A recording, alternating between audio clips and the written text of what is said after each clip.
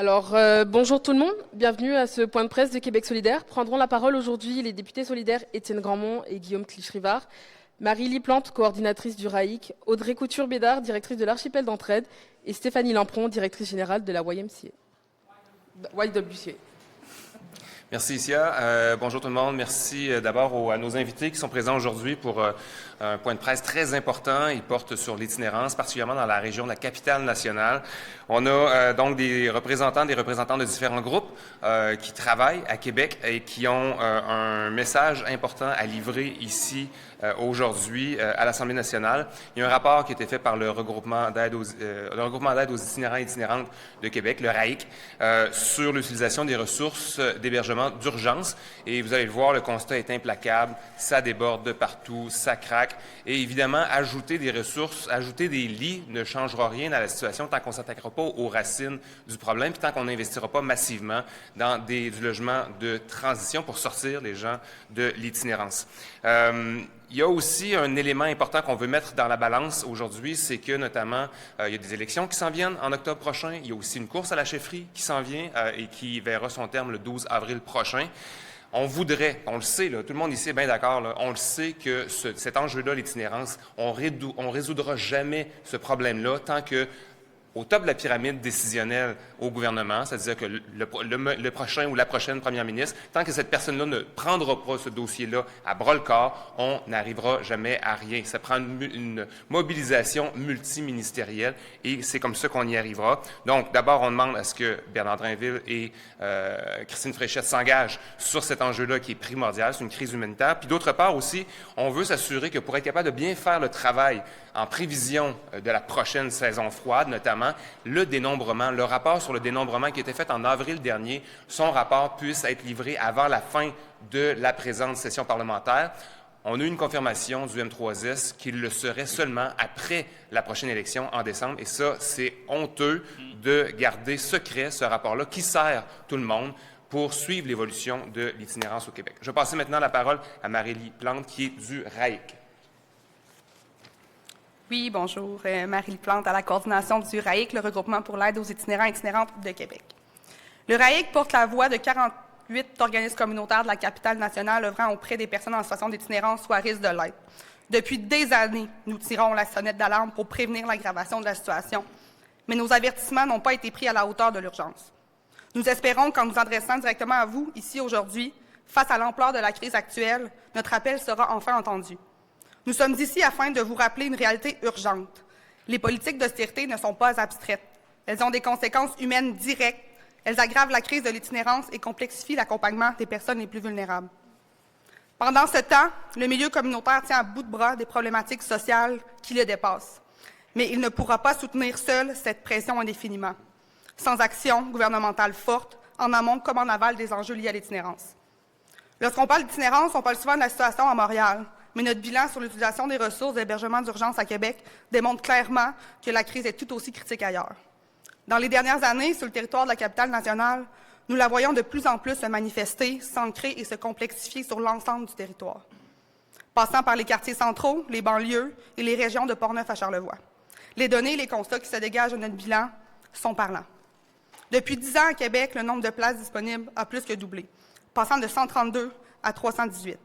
Malgré cette hausse marquée de la capacité d'accueil, les organismes fonctionnent à pleine capacité tout au long de l'année et doivent refuser des personnes à chaque jour. En moyenne, 18 refus dans les services pour femmes, 31 chez les hommes et 2 chez les jeunes. Il est essentiel de préciser que cette augmentation du nombre de places s'explique en grande partie par la mise en place de services de répit dans les dernières années. Des espaces où les personnes peuvent être accueillies temporairement sans toutefois avoir accès à un lit pour dormir ou accès à de l'accompagnement global visant une réelle sortie de rue. En 2025 seulement, l'ensemble de ces ressources ont enregistré près de 140 500 passages et un total de 18 645 refus. Ces chiffres permettent de refléter la pression continue vécue sur le terrain. Malheureusement, ces chiffres ne représentent que la pointe de l'iceberg. Ils reflètent l'itinérance visible, celle qui franchit les portes des ressources. Nous savons que l'étendue des besoins est beaucoup plus vaste et préoccupante. Nous le répétons, le milieu communautaire lance des signaux d'alarme depuis des années. Le 13 septembre 2023, l'Assemblée nationale du Québec a adopté à l'unanimité une motion reconnaissant qu'il y a une crise de l'itinérance au Québec.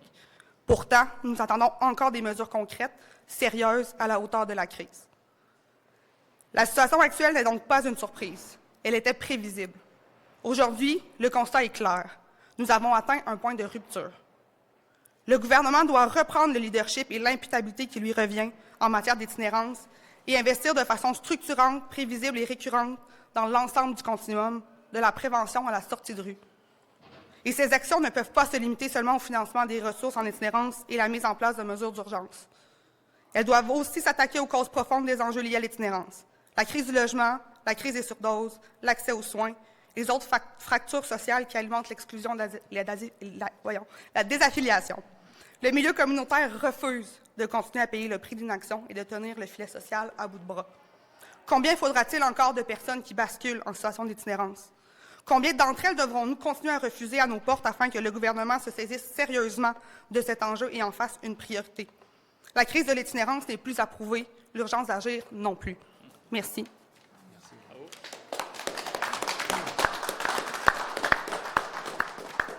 Bonjour, je m'appelle Audrey Couture-Bédard, je suis directrice de l'Archipel d'Entraide. Je viens vous parler au nom du Comité des ressources d'hébergement d'urgence du RAIC. On ne peut plus parler aujourd'hui de profil type de la personne en situation d'itinérance. Les personnes qui se présentent chez nous vivent des réalités multiples où les enjeux de santé mentale, d'exclusion sociale, d'insuffisance de revenus, de perte d'autonomie, de consommation et de judiciarisation s'entrecroisent et s'aggravent mutuellement.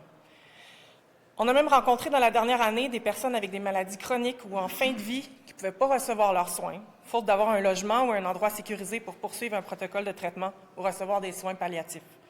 Je ne sais pas ce que ça vous dit, je vous laisse y réfléchir. La vie dans la rue hypothèque rapidement et prématurément la santé globale des personnes, et ce, à long terme. Imaginez-vous seulement passer une journée à moins 40 en hiver. Ensuite, imaginez que c'est votre quotidien. C'est impossible de s'organiser dans ces situations-là. Cette réalité transforme des difficultés ponctuelles comme une perte d'emploi en situations qui perdurent et qui deviennent de plus en plus difficiles à surmonter. Ces personnes ont par la suite besoin de beaucoup de ressources pour survivre à cette crise et retrouver une condition de vie minimale et juste un peu de sécurité. À Québec, le communautaire a mis en place des services de répit à haut seuil d'accessibilité dans l'espoir d'offrir un accueil et un accompagnement adapté à ces personnes les plus défavorisées et fragilisées. Mais ces espaces sont maintenant aussi sollicités par les personnes pour qui les services habituels d'hébergement d'urgence auraient été plus appropriés, mais qui sont malheureusement à pleine capacité. Les répits deviennent alors malheureusement, et à l'encontre de leur mission, des lieux de débordement. Notre bilan démontre qu'à Québec, il y a près de la moitié des visites dans les ressources d'urgence qui se font maintenant dans les répits. Ce n'était pas ce qui était souhaité à la base.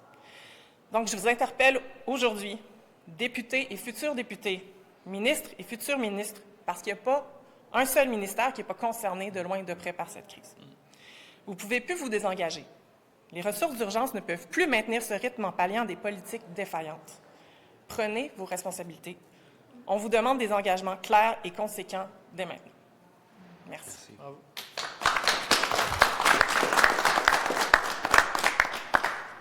Bonjour, Stéphanie Lampron, directrice générale de la YWCA Québec. Alors, je prends aujourd'hui la parole au nom de la Y, bien sûr, mais aussi pour illustrer ce que plusieurs organismes dans la capitale nationale vivent. On veut porter le même message, on a une même voix.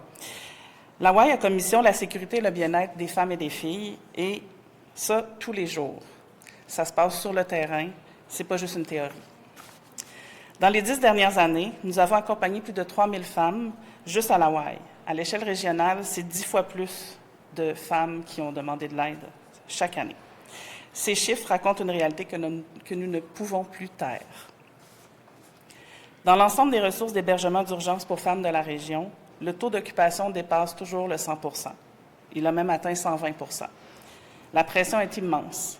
Nous refusons de plus en plus de femmes par manque de place, jusqu'à 34 par jour parfois. Pourquoi? Bien, d'abord, les besoins explosent. De plus en plus de demandes de femmes qui frappent à notre porte. Ensuite, les places se bloquent parce que les femmes que nous accueillons ne trouvent nulle part où aller.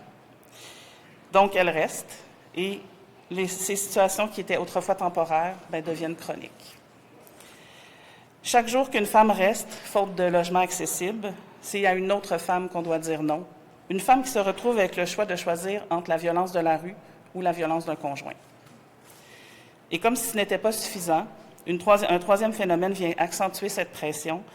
C'est les femmes qu'on a réussi à stabiliser en logement qui reviennent parce que rattrapées par la précarité ou par un système qui ne les a pas soutenus assez longtemps.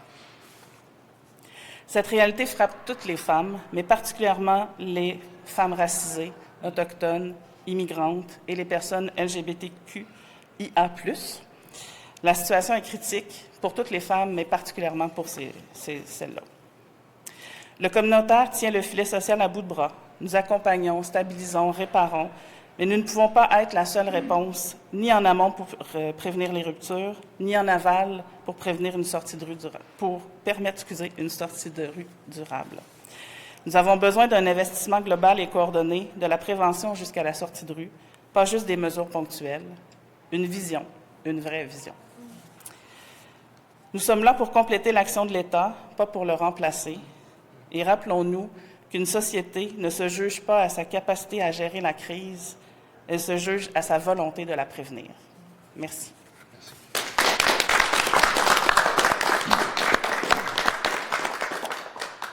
Merci tout le monde, merci Étienne, merci à ceux et celles qui sont venus témoigner aujourd'hui. Écoutez, la crise de l'itinérance, on dit souvent, là, c'est pas une fatalité, là. C'est pas quelque chose qui est arrivé puis qu'on peut pas gérer. Le gouvernement du Québec doit s'en occuper puis doit aussi arrêter d'envoyer la balle sur les différents acteurs. On a vu malheureusement la ministre Bélanger là, souvent renvoyer ça dans la cour des municipalités, parler du communautaire, parler de la santé publique. C'est la responsabilité formelle et claire du gouvernement du Québec, mais aussi avec les acteurs actrices du milieu du terrain. Mais on doit prendre du leadership, on doit prendre la responsabilité. Et à Québec solidaire, on est très clair là-dessus que la ministre doit prendre toutes ses responsabilités en matière de services sociaux. On parle de la crise, mais il faut qu'on travaille en prévention. Il faut qu'on arrête de causer des situations qui vont amener les gens vers l'itinérance. Il faut qu'on arrête de refuser de contrôler de manière réelle les loyers. Ça n'a pas de bon sens ces temps-ci, les hausses de loyers que les gens absorbent. C'est du 10, 15, 20, 30 %. C'est du monde qui sont plus capables de payer leur loyer, qui tombent en situation d'itinérance. C'est devenu le premier facteur marquant des causes d'itinérance aujourd'hui. Il faut évidemment qu'on ait un filet social qui fonctionne. Il faut qu'il y ait des chèques qui permettent de payer des loyers pour les gens qui sont sur l'aide sociale, qui permettent de rester en appartement, qui ne tombent pas dans la pauvreté. On voit les banques alimentaires, les hausses exploser. On voit les loyers exploser aussi. Il faut qu'on mette fin à ça. Et à chaque année, le gouvernement se félicite d'avoir sorti X nombre de personnes de la rue, mais on en rajoute 2, 3, 4 fois plus en arrière. Alors, il faut qu'on arrête de tirer dans la chaloupe, là. La chaloupe, on essaye de la vider, on essaye de sortir les gens de situation d'itinérance, mais si à chaque année, il y en a davantage qui s'ajoutent, bien, on ne s'en sortira jamais. Alors, il faut stopper les facteurs qui mènent les gens vers cette vulnérabilité-là. Puis, il faut aussi qu'on ait davantage d'options en sortie de crise. Les intervenants l'ont dit très clairement, là, l'objectif, ce n'est pas d'avoir 200, 400, 500, 800 lits d'urgence. Là. L'urgence, ça sauve des vies. Le logement social communautaire, ça en reconstruit. C'est avec ça qu'on va se permettre de sortir de la crise, fort évidemment, alors que le gouvernement prenne ses responsabilités puis qu'on aille plus vite, plus loin ensemble, puis qu'on se permette tous et toutes d'avoir un toit au-dessus de la tête. On est au Québec en 2026. Personne ne devrait dormir dehors. Et je termine sur une statistique du bureau du coroner. Il y a 109 personnes qui sont décédées. 109 Québécois, Québécoises décédés en situation d'itinérance l'année dernière. C'est 109 vies qu'on a perdues. C'est inacceptable.